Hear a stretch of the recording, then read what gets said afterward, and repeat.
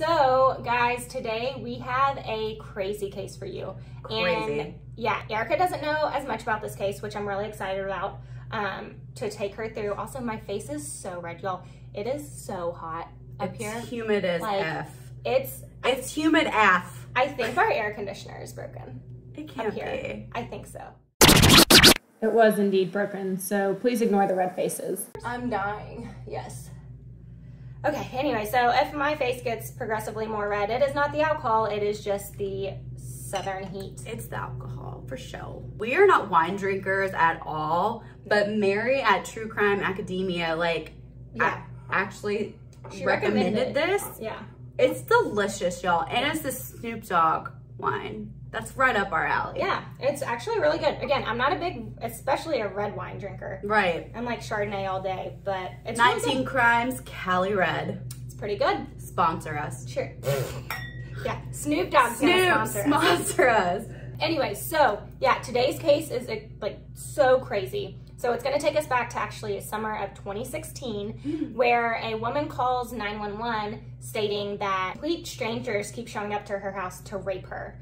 And she thinks the reason for that is because her husband's ex-fiance took out a Craigslist ad, like created a Craigslist ad for her, like soliciting a rape fantasy. So this guy, like guys to come and rape her. She told dispatchers that she thought it was her husband's ex-fiance, Marshal Hadley. So this is a story of Angela Diaz and Marshal Hadley. But before we get into that, my name's Natalie. I'm Erika, and this is Drunken True Crime.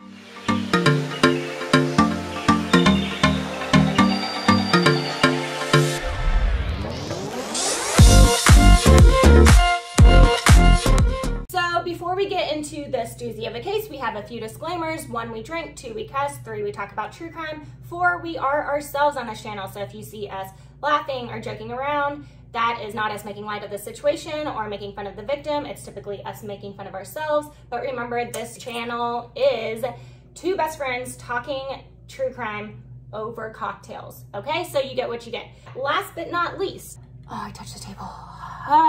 The information provided by us in this video is for educational and entertainment purposes. All information in this video is provided in good faith. The views expressed are our own personal opinions, and the details we provide are all alleged, and individuals are innocent until proven guilty in the court of law. Whew, okay. So, nailed that shit. If any of those things offend you, this channel is not for you. But if true crime, cocktails, and talking with your besties sounds right up your alley, stick with us, bitches. Yes, grab that cocktail and buckle up, Buttercup, because this case actually is like fucking crazy. Cheers. Wild. So this case really involves only 3 people: Marshal Hadley, Ian Diaz, and Angela Marie Diaz. But first, let's start with Marshal Suzanne Hadley. So Marshal, she actually grew up in Ontario, California, and she was that bright-eyed go-getter, you know, self-proclaimed goody two-shoes, which I don't know many people that are self-proclaimed, but like, damn, she's talking about me. Oh yeah, that's you. But anyway, she was this very like, just always followed the rules, like almost kind of like meek, if you will. Like a Ravenclaw. Like a rule follower. Yeah, like very much so. She excelled in academics, but she was also a track star as well. And she actually went to college for track. So she started dating a boy in high school, and it would become her high school sweetheart, and they would actually get married when she turned 22. But like many young marriages, unfortunately, their marriage would not last, and they would get divorced just 4 years later. Marshal, after the divorce, she's now 26 at this point. She decided, you know, she took some time for herself, but then she decided, okay, it's time for me to get back out there. I'm still young. And she joined a dating website. Ooh, which one? Many do. I don't know. They never said it. Plenty of Fish? Yeah. Is that a dating website? Oh. Yes, it is. I thought you were gonna like finish that and be like, oh, there's plenty of fish in the sea. And I was like, waiting. No, that's the whole point.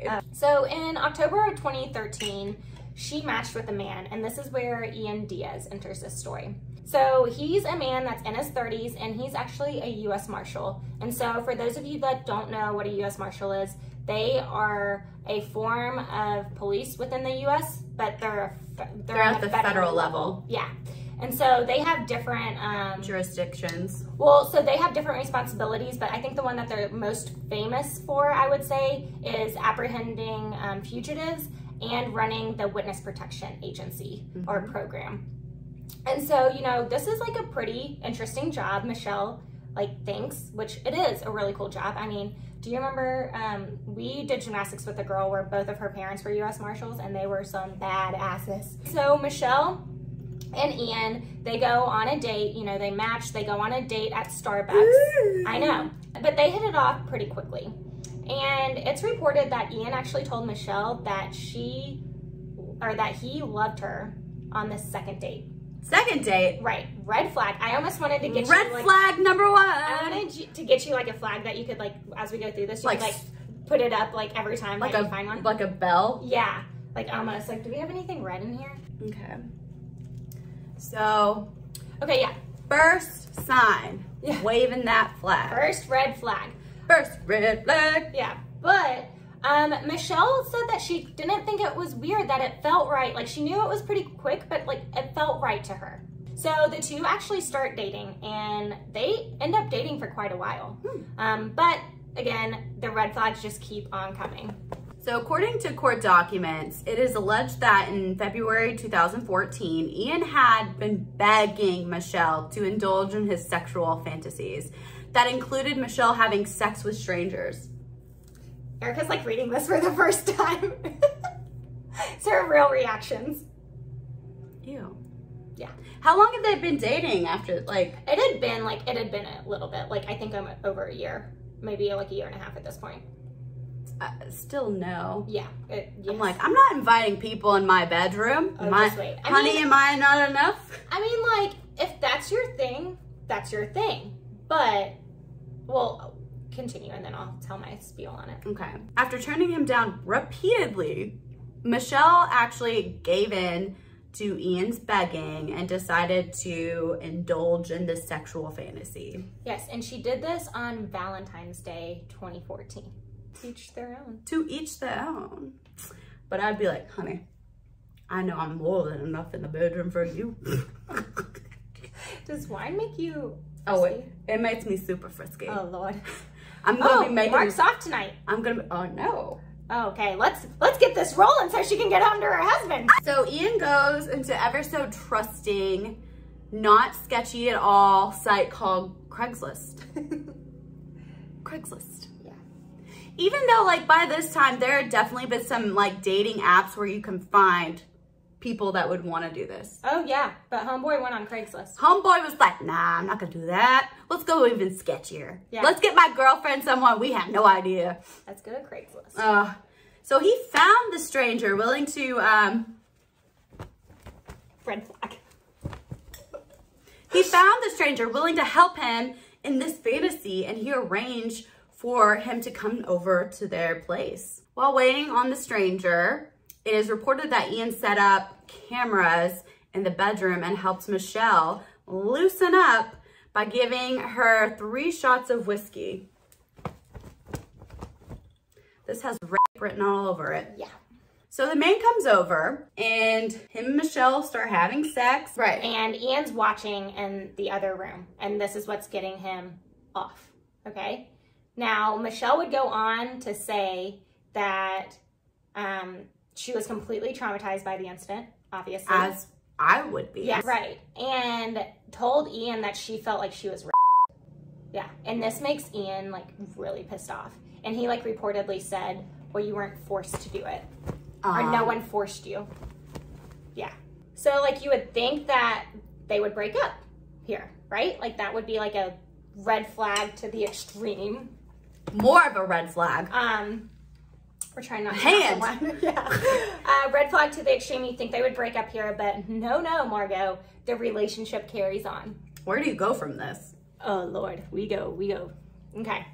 So the two somehow managed to work through this incident that happened on Valentine's Day of 2014.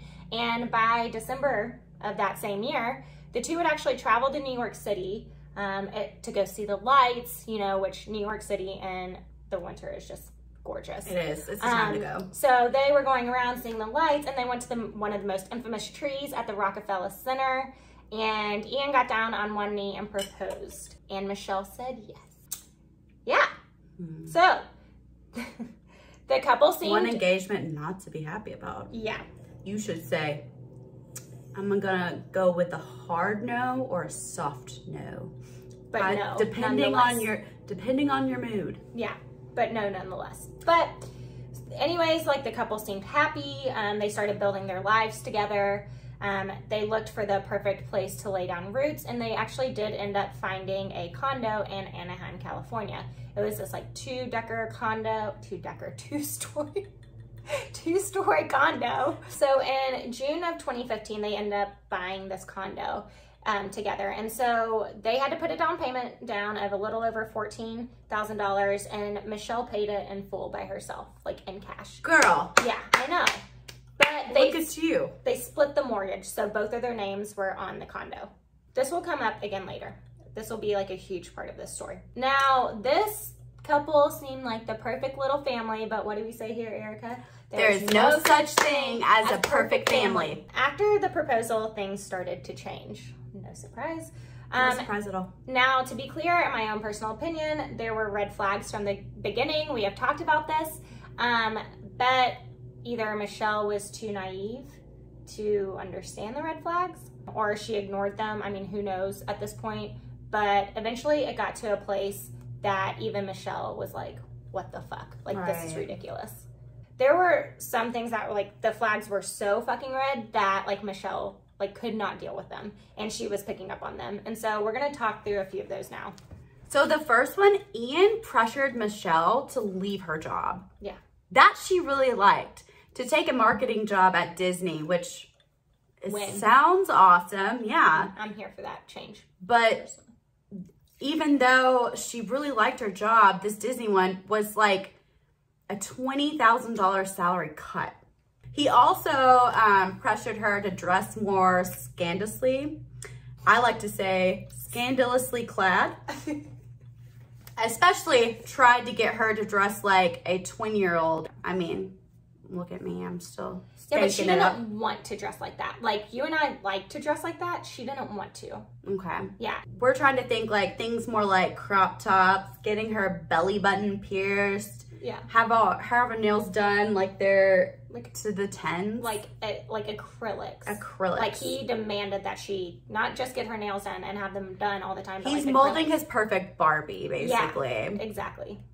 Allegedly, Ian became extremely possessive and controlling. I mean, you could tell by him making her quit her job and also dressing. That's already pressuring and controlling. Yeah. For instance, he would monitor where she was at all times. Yeah, like track her. Even if she would arrive like minutes later after like from home from work or from school at that time, like he would absolutely go ballistic. He would like automatically assume that she was like cheating on him and had to like justify why she was late. Like, even if she just went and like ran an errand, like went and buy like CVS to pick something up, like, you know, maybe she had to pick up a prescription or she had a headache or something, like he would flip out. Like, very insecure fucking dude. Very insecure. So finally, Michelle came to the realization that Ian was being abusive and controlling, and she needed to get out. So in August of 2015, just 2 months after they purchased the condo together, Michelle packed up her things and moved the fuck out of there and got with her parents. She moved into her parents' home. Yep. Thank God. Yeah. So obviously this did not sit well with Ian. You know, shocker. And the couple's relationship became more volatile. They got into a nasty legal battle over the condo because, remember, the mortgage was in both of their names. Essentially meaning that they each owned the apartment evenly. So that obviously wasn't fun. No shit. Yeah. No fun at all. So they got into like a really nasty like legal battle over this, where they both spent quite a lot of money in lawyer fees. And eventually it came down that either, because Ian was living there, right? So either Ian was going to completely take over the mortgage and Michelle would be released from it, or Ian was going to sell it and then they had to split what they made off of it, the profits off of it. So that's eventually what the courts decided. Is Which that what seems happened? Fair. Right. That's not what happened though, eventually, and we'll get to that later in the story. You know, immediately you're thinking, okay, Ian is the psycho, Michelle's the victim. But it's not that simple. After their breakup, Michelle sent some pretty like interesting emails to Ian. Like, they were actually fucking strange emails. Like, they're fucking strange as hell. And they had like a really big like biblical undertone to them. So we're actually gonna read some of those to you right now. Interesting, okay. So you can fully understand what we're talking about here.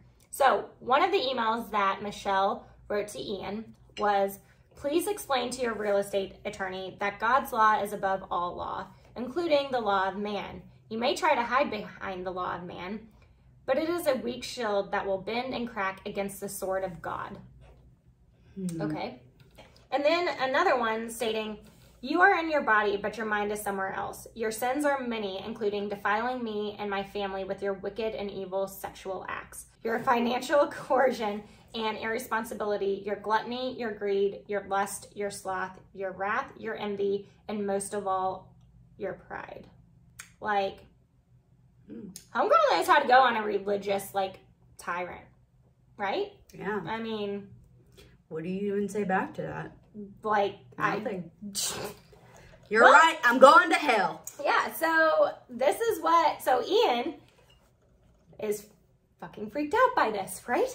And so he actually goes and takes these emails to the court, and he like files for a restraining order. And I don't blame him.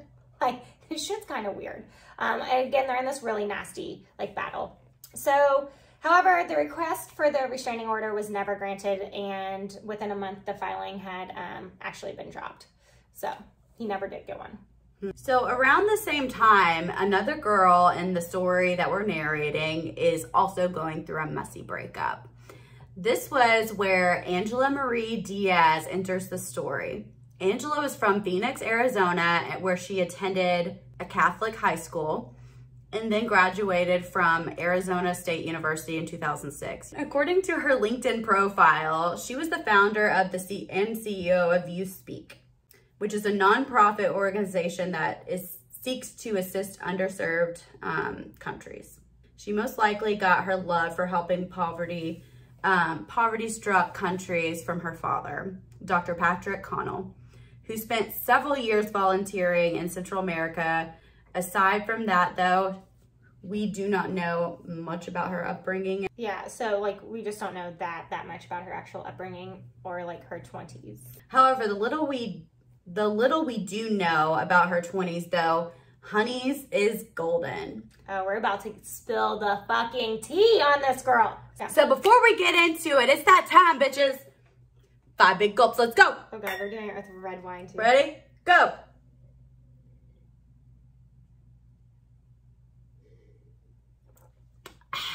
When I put that in the script, I did not know we were drinking red wine. Too bad. Okay, so back to Angela. So to tell her true story, we need to go back a few years while she is in her mid-20s. So Angela decides to go to this bar one day and grab a few drinks and relax, as one does. This particular night, though, the bar had live music. Angela was enjoying her night. The drinks, the music, she was dancing. Oh my God. Especially enjoying watching that bassist in the band. When the band finished their set, Angela immediately went up to that bassist and was like, ooh, baby. So she couldn't keep her eyes off of him, and his name was Jason Rayburn. Ooh, that's a good name. Yeah, okay. A rock star name. We're here for it. Who happened to be a state trooper. I fucking take it back. Take it back right away. I know, and you were like, just so everyone knows, so like, this one I like intentionally kept from Erika because I want to see her like true reactions of this story. And so like, she's like sitting here like reading the script as we go through, but like this is her first time seeing this. So bear with me because I'm like trying to talk and like look at the words and react. Her reactions are like genuine because she doesn't know what's about to happen in the story, which is great. Now, when Jason retells the story, he describes Amber in an interesting way. He didn't seem to mind too much though, because they ended up exchanging numbers that night, and within a month they would be living together. That escalated quickly.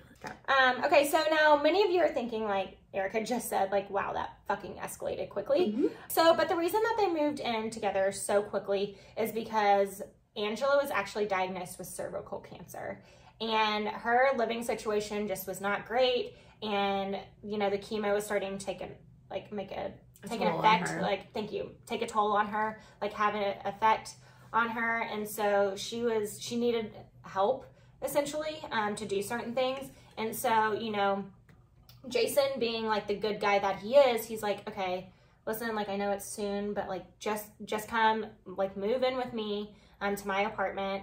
And so she was like, okay, and she did. And like he even like rearranged all the furniture.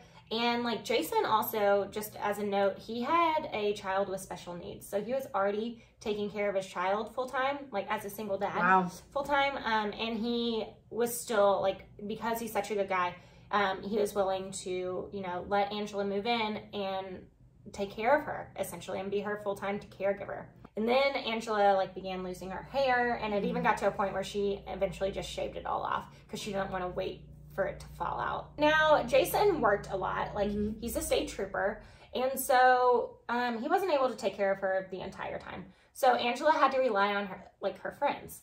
And so one of the friends that was like very, very close with Angela and helped her out a lot during this time is Mary Bukonovich. No, that's Mary B. Mary Bukovisky. Was named Mary. Bukowski. Angela and Mary actually worked together at the law firm, and they became quick friends. Like, Mary would say that they could just talk for hours on end. And during this time when Angela was going through chemo, she really leaned on Mary a lot. Mary reported one night they were having one of their talks, and Angela confided in her that Jason was beating her. Like, this really concerned Mary, and was like, okay, like, we'll figure it out. Like, we got to get you out of this situation. Like, you come live with me and my son and my family. Like, you just come live with us for the meantime, and like, we'll figure it out. Right. But Angela refused to leave. So Mary's like, okay, well, if I can't get her to leave, then I'm at least going to get her away from him as much as possible. So she would bring Angela to her kids, you know, t-ball games, which Angela wanted to go to, got her out of the house. She would come to family dinners constantly at Mary's house. So she was constantly with Mary and Mary's family. Mary states, and this is a quote, "We did a lot together because I felt so badly for her because she didn't have a family here and her boyfriend was beating the shit out of her. And we were always telling her, you need to leave him. Like, get you a Mary." Right. Like, get yourself a Mary. Go Mary. Go Mary. That's for Mary. Okay. So again, like, Mary's like constantly taking care of Angela. So is Jason though on the side. So they're almost like taking turns. Okay. And they're spending a lot of time with Angela and being her caregiver essentially. And eventually over time, they started to become suspicious about her cancer diagnosis. And they became suspicious for a few reasons. So first, she wasn't exhibiting any of the side effects that you typically get with chemo, except for losing her hair. But her hair was already starting to grow back like exceptionally fast, which is quite strange. She didn't have any of the other issues like loss of appetite, like pains, like, you know, the chills. Vomiting. Yeah, exactly. The vomiting, the just losing a bunch of weight. Your weight skin, loss. Like, it gets the, I don't know how to, like, not like translucent, but like your skin changes. Like, if you've ever unfortunately had to see someone go through chemo, like it takes a toll on their body. Like, you can see a change over time, and they weren't seeing any of this. She was also drinking quite heavily during chemo, and like, I mean, I'm not gonna sit here and say like you shouldn't do that, because like if that's something that gives you some bit of relief during chemo, like, you do you, boo, but like, I just feel like that would make you more sick. Exactly. Like, I've never, like, that's why people would want to do like marijuana on it. Right. That's what I'm saying, is like, I've never witnessed someone go through chemo and that's what they want. Like, you're typically so sick.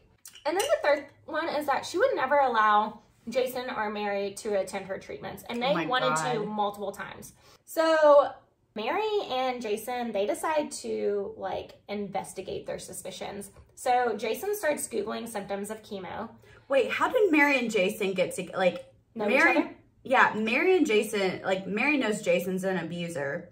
Right. Which she hated him for. Yes. But now they're tag teaming and being like, we're going to Scooby-Doo this shit. They're doing it separately at this point. Okay. Sorry. So if I didn't make that clear. So they each on their own individually started becoming suspicious for different reasons. Okay. But the reasons kind of aligned. Right. With all three. So they're both going to Scooby-Doo it by themselves. Yes, individually. Thank you. Yeah, for clearing that up.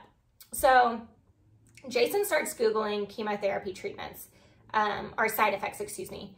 And it like pulls up these pictures. And like 2 scrolls down, he sees pictures that Angela has actually sent him. Like the exact same picture. Bitch, you need to cover up your tracks better. Be better. If you're going to make up this like lie, be better. So, and this like, obviously he's like, okay, what the fuck? So then he asked a friend who was like, hey, listen, I have to work today, but Angela's supposed to be going to a chemo treatment.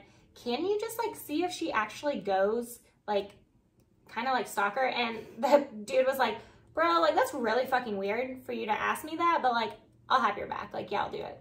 So homeboy does it. And Angela never left the house. Despite the fact that she told Jason that she had gone to chemo that day and sent him pictures. While Jason's doing his own investigation, Mary starts doing her own on the side, right? Again, to Erika's point, they're not doing this together. Mary decides that she's going to call the hospital where she gets chemo treatment, and she was gonna ask when Angela got her next chemo treatment because she was her best friend and she wanted to surprise her. But the nurse goes, homegirl, I don't know what you're talking about. We don't have a patient here by that name. And so Mary's like, what the fuck, dude? So, okay. At this point, Mary goes to Jason because she's like, okay, she's like lied about other things, I bet. And so like Mary goes to Jason and says like, Angela's full of shit, essentially. And Jason's like, he already like kind of knew, but like this like solidified it. And Mary said that he was just completely devastated and like was so upset about it. And she said that that's when she knew that Jason was not a fucking abuser and that Angela had made it all up. Oh, yeah. Okay. Yeah. So this is, I love these two. So these two decide to hold an intervention for Angela, and they videotape the whole thing, meaning they knew homegirl was like fucking crazy. So they videotape the whole thing. They do an intervention, and they basically sit Angela down, and they're like, we know you don't have cancer. Right, homegirl. Yeah. You're like borderlining Munchausen's disease at this point.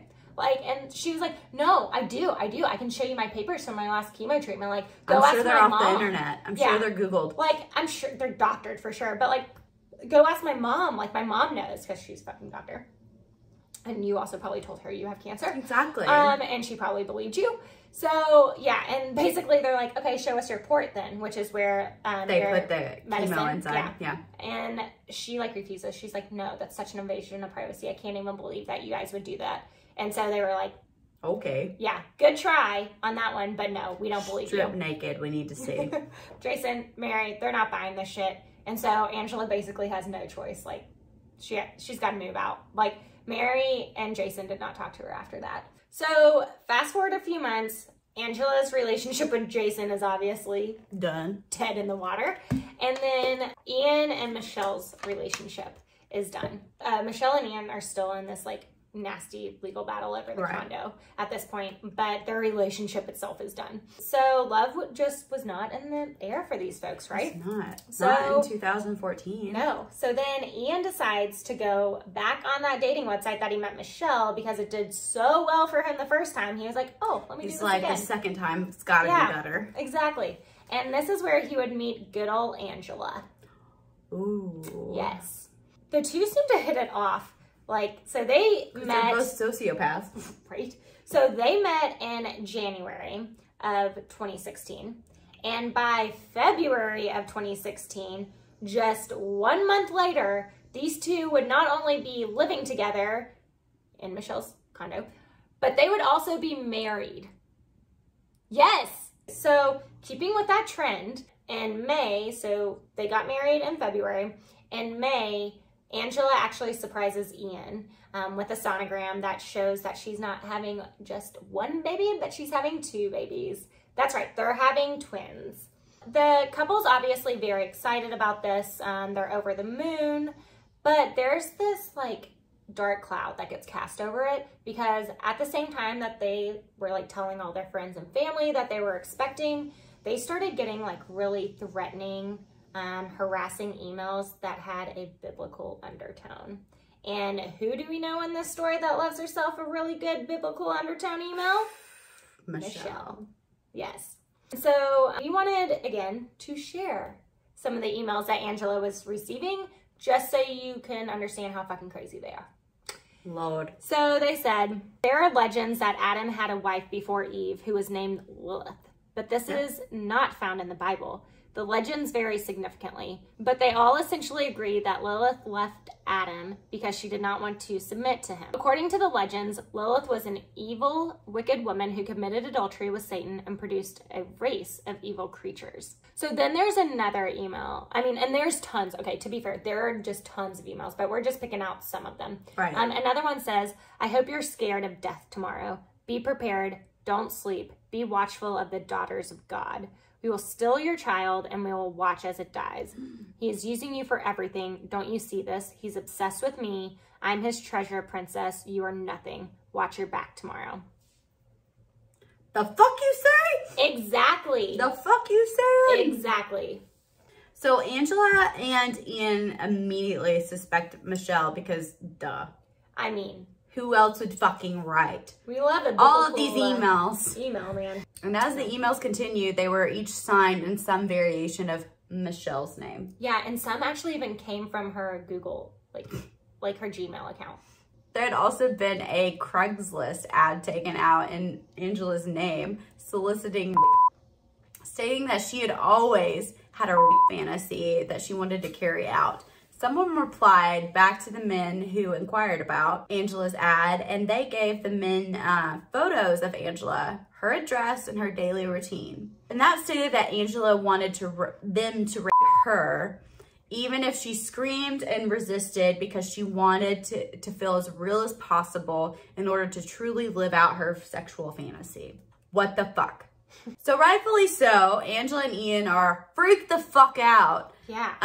Angela went down to the courthouse and even took out a restraining order against Michelle, which was immediately granted. However, when Michelle was giving notice of this restraining order, she claims that she doesn't know who Angela is and what she's even fucking talking about. Yep. She hasn't sent any crazy emails.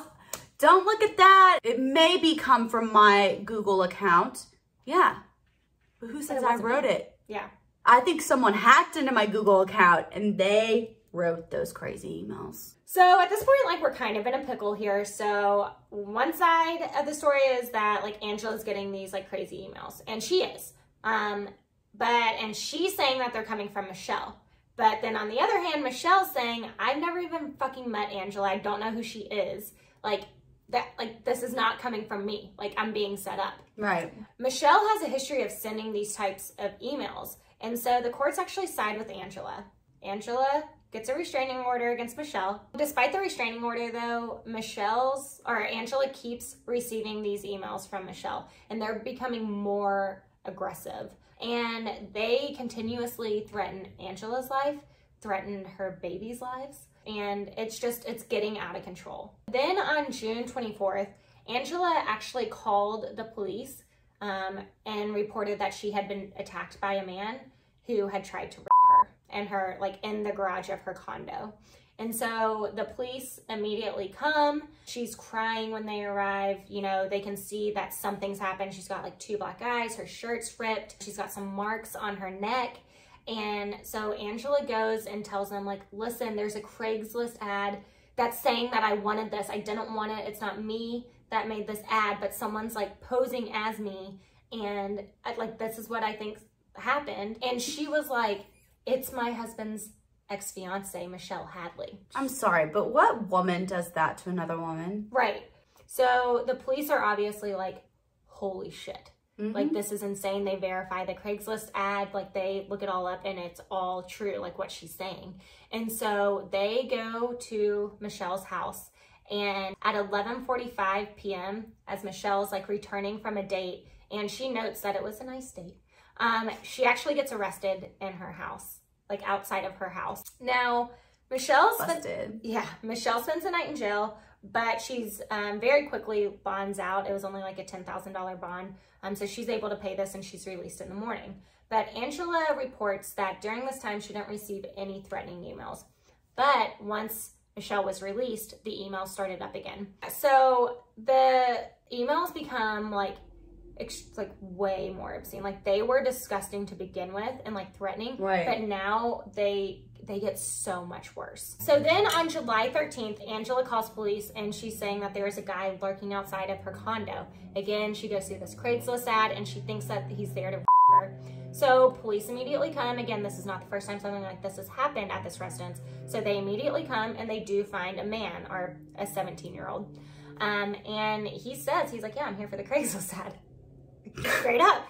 And the police are like, yeah. The police are like, we know. Homeboy, it's fake.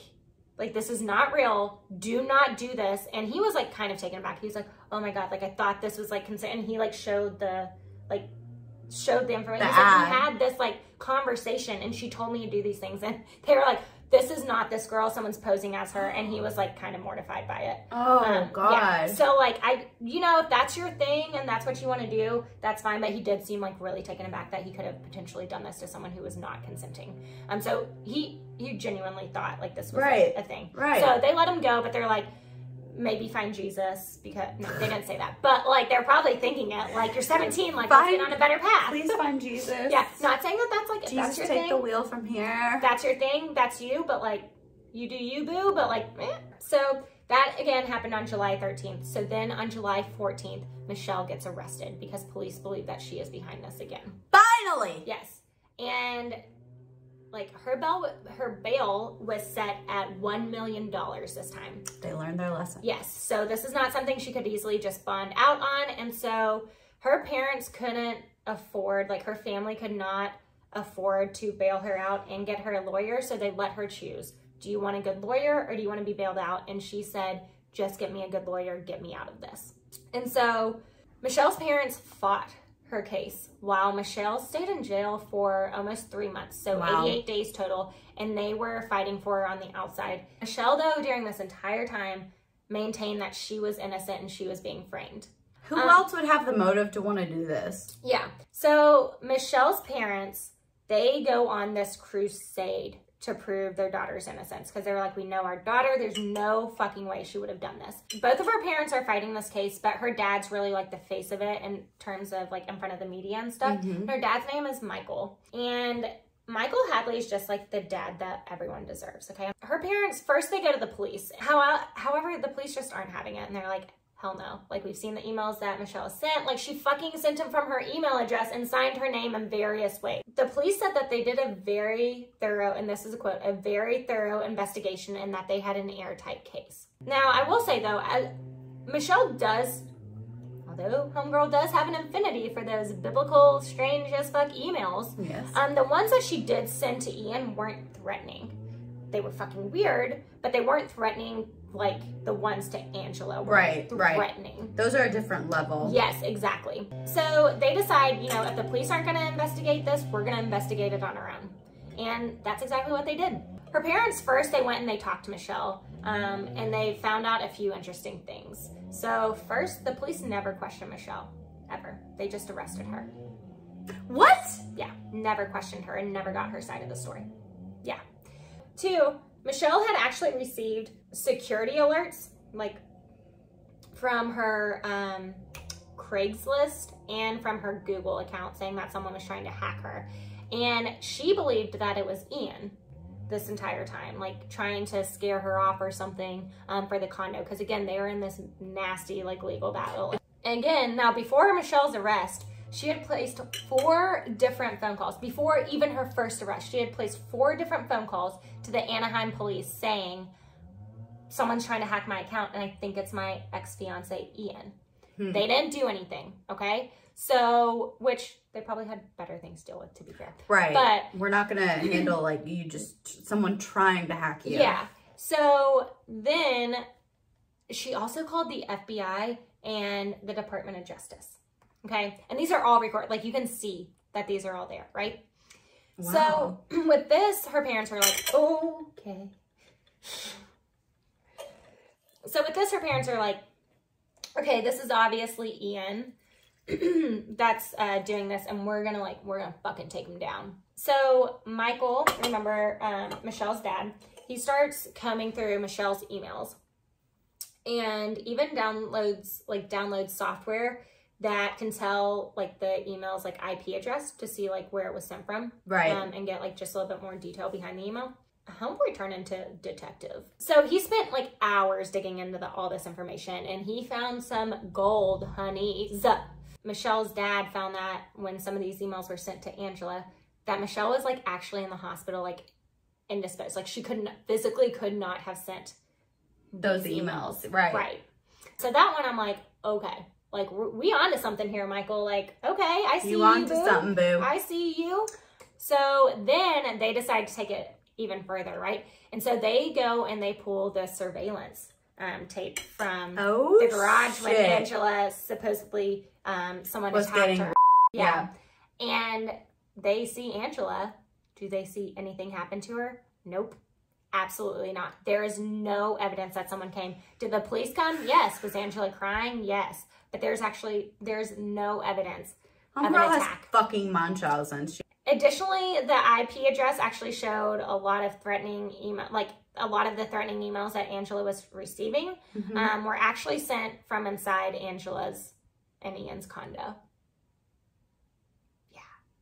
My question is, like, how did she know that? I mean, Ian had to tell her, like, I was getting my ex, like, sent me these, like, really crazy emails. So here, hang on, girl. We're still getting into it. Oh, shit. So last but not least, though, some of the emails that were allegedly sent by Michelle to Angela were during times where Angela did not have any access to her accounts or to her devices or cell phone because the police had frozen her accounts and they had taken away her devices. So there's absolutely zero way that this could have been Michelle. Right. How the fuck the police didn't realize that before that this was happening? Because they didn't even talk to her. Yeah, they didn't even try to investigate, I feel like. So like all of these things are starting to like shine doubt, right, on Angela's story, rightfully so. And meantime, like Michelle is in jail still. Right. For all of this. And she faces, like, if she's found guilty, she faces a maximum sentence of life in prison for these. Yeah. For threatening emails? Well, because Angela was attacked, the charges were like much higher. All this shines light on like Angela's story and they start questioning it. So police like start re-investigating it. They open it up and they start getting search warrants to actually get the information behind these emails and these Craigslist ads. So they have to go to like Google and Craigslist, and like these are like big companies that have big lawyers who do not like police coming in and being able to get into people's private information, right? So they've got a lot of they've got a lot of lawyers and they stalled them on this. So it did take the police quite a bit to get this information. Not only did all of this that was happening bring doubt into the detectives' minds, it brings doubt into Ian's mind too. He's like, who the fuck did I marry? He actually comes forward to police and says that he thinks that Angela is framing Michelle. Like, no shit. No shit. That was not rehearsed. Jinx, you owe me a Coke. So Ian explained that he thought that Angela was the one behind all of this, and he then proceeded to tell police how, like, her history of lying. The fact that she had lied about having cervical cancer. What the fuck? She had faked checks and doctor's notes. And finally, she faked the pregnancy of the That's twins. what I thought, bitch. That's what I thought. Not only did she fake the pregnancy of the twins, she said, like, she told everyone that she had miscarried the twins because she was so stressed because of the stuff that Michelle was sending her. Ian figured all this out. He found out that sonogram that she had surprised him with. It's a squirrel on the internet, isn't it? No, bitch got it off of Etsy for $7.50. Who the fuck is selling sonograms like that? Because one, okay, hear me out. Actually, it's kind of a cute concept. It's No. Hear me out. Are they selling theirs Or they're selling that you could put your sonogram on. No, they're selling theirs. So they're selling theirs. Okay, hear me out. So like the people that are buying this, it's either to like trap someone or to prank someone. Both are absolutely fucking disgusting. Horrible. So disgusting. Like, do you know how many women want to be pregnant? Yes. Like that, anyone that, the person who is selling that sonogram, you're fucking terrible. So, that was heated. All this evidence from Michelle's parents, along with like Ian's like confession to police about his terrible fucking wife, police decide, like, they ultimately release Michelle. Now, to be fair, this was not a quick process because it never is, right? No. But Michelle does finally get released from prison, and they start an investigation on Angela. So police seize Angela's computers and her devices, and it's quickly confirmed that Angela was the one sending these emails. Duh. Like, no surprise there. The one that set up the Craigslist ad and the one impersonating Michelle this whole time. So they had, in fact, hacked her Google account. She has too much time on her hands. So they did, in fact, hack her Google account. They made some other Google accounts that were like similar to her name. They also find this gem of a Word document. Y'all. And it is a pitch to Lifetime about Angela's life. Like, she had written this. And the titles, I'm going to read this because I don't want to mess this up. And there are two title options that she was going to present.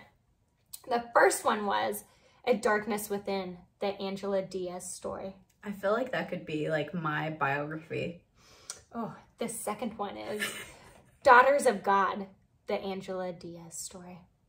Y'all, Lifetime, get on this. Gold. We can't make this shit up. So, not surprisingly though, Angela does eventually, finally, get arrested. So, Angela was arrested in January 6th of 2017.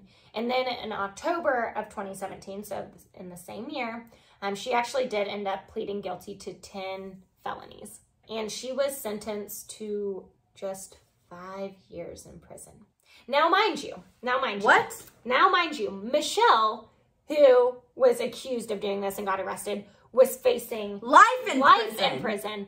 But no. The real person. Angela over here, we're just going to give you 5 years because you pled guilty and you made a deal with us.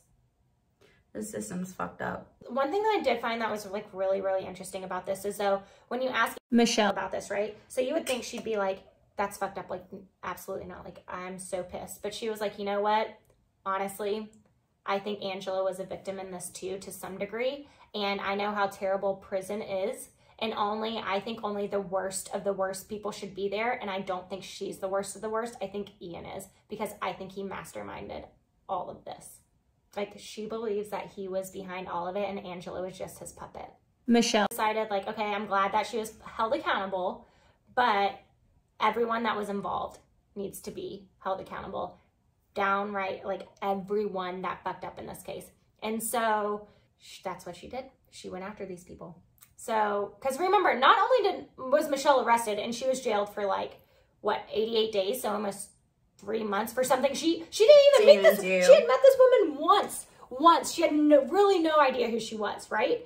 And she met her in court. Like, she wasn't even, it's not like they like met over coffee and like they knew each other. She like saw her in court once, okay? So like, she did not know this woman. And then she gets arrested. She gets a restraining order taken out against her, and then she gets arrested not once, but twice.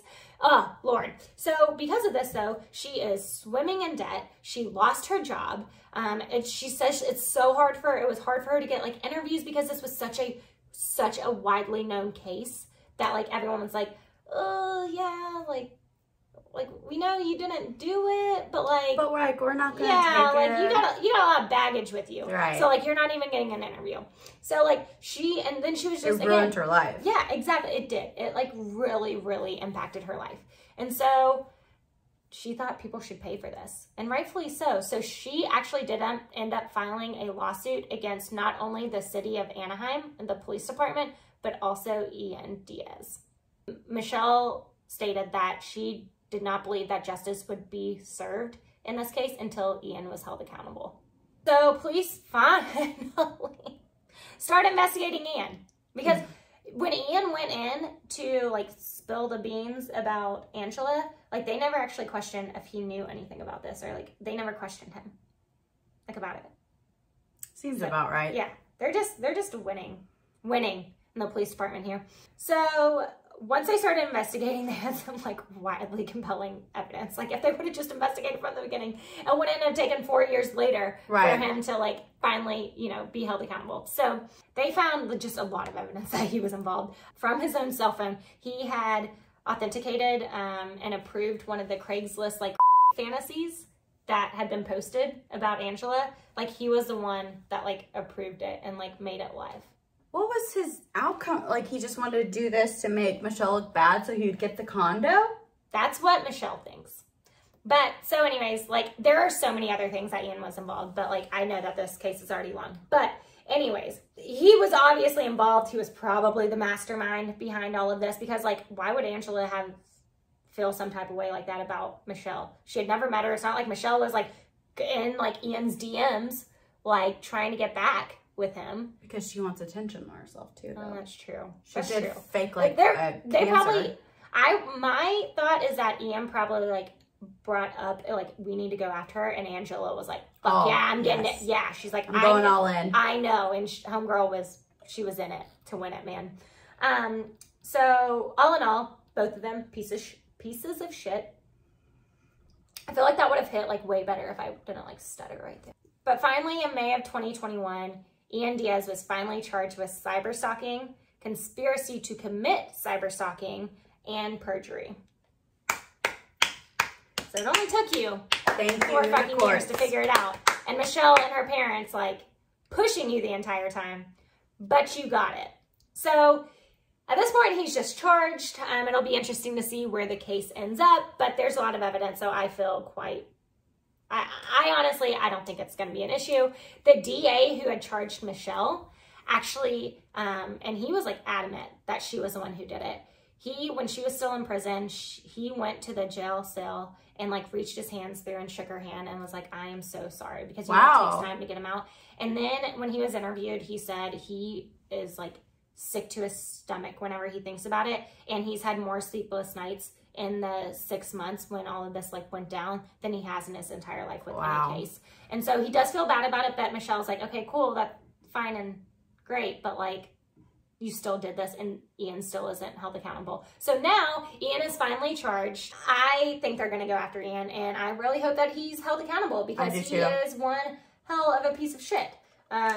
So with that being said, that is the fucking crazy case of Angela Diaz and Michelle Hadley. What the fuck? All over a piece of shit like Ian, who was, like, abusive and a dick.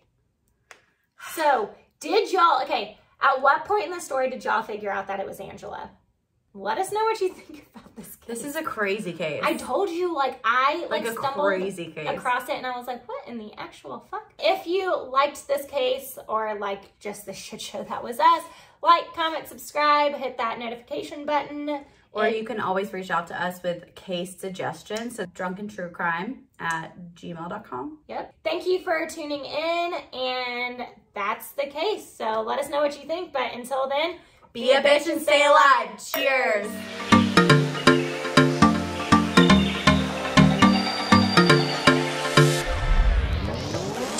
It's because of these bitches. You're just fucking terrible. You're terrible. I'm gonna imagine that on your vagina. Shut the fuck up with your leaf blower. I have tit sweat. Where are you going with this? You have an imprint from the wine glass. Okay, you know we don't chug wine, though. This is going to take 10,000 hours. Your financial coercion. On the properly, no. Especially, even if she would... We're not filming with wine again.